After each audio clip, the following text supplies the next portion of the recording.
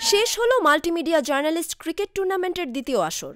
গত বৃহস্পতিবার ঢাকা বিশ্ববিদ্যালয়ের জগন্নাথ হলের কেন্দ্রীয় মাঠে কন্টেন্ট কিংস ও অপরাজিত এএস ওয়ারিয়র্সের ফাইনাল ম্যাচের মাধ্যমে শেষ হয় এবারের আসর। এদিন চ্যাম্পিয়ন হয় এএস ওয়ারিয়র্স।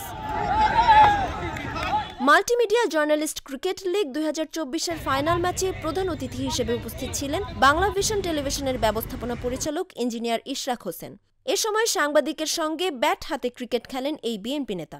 বিগত কয়েক বছর যাবৎ আন্দোলন সংগ্রামে যেভাবে ওতপ্রোত হয়ে জড়িয়ে পড়েছিলাম, খেলাধুলা করাটা তেমন একটা হয় নাই, এমনকি ব্যাটও হাতে নেওয়ার সুযোগটা ছিল না, অথবা মন মানসিকতাও ছিল না আমাদের।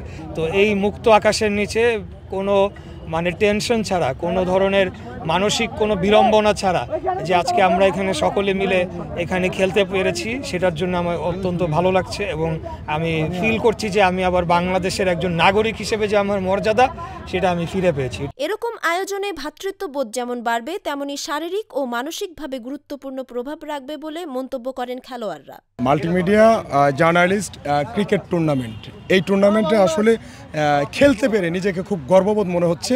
আর সেই জায়গায় আমার একটা দল ছিল, আমার আর সোলেমান ভাইয়ের as warriors. Multimedia journalist cricket লিগের সিজন অন করেছিলাম, সেই ধারাবাহিকতায় আপনারা জানেন যে আমাদের দেশে একটি বড় ধরনের পট পরিবর্তন হয়েছে।